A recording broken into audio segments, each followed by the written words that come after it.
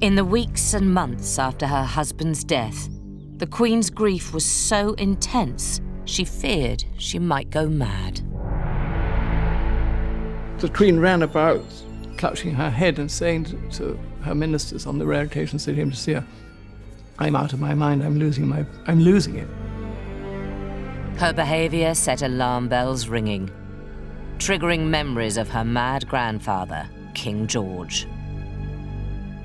And of course the ghost of George III came back to these unfortunate government ministers thinking, well, what do we do if the monarch actually goes nuts?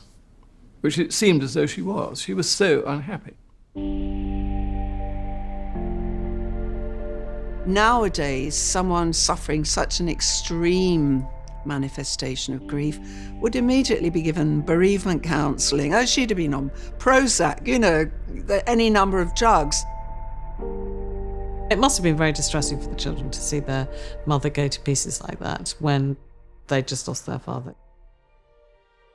Victoria's extreme grief left her unable to be a mother, but it also left her unable to carry out her duties as a monarch.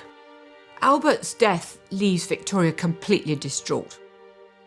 But the really worrying, frightening thing for Queen Victoria is that she's really forgotten how to do the job of Queen. She disappeared from public life.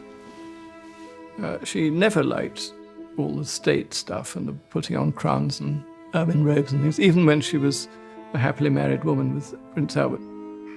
After she became a widow, she just didn't do it. She dons the full black and she stays there and she stays there, she stays there. And while that was okay for an ordinary widow, it was obviously not okay for the Queen of England.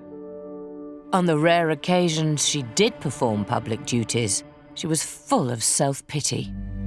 A poor, broken-hearted widow, nervous and shrinking, dragged in deep mourning alone in state, as a show to be gazed at without delicacy of feeling.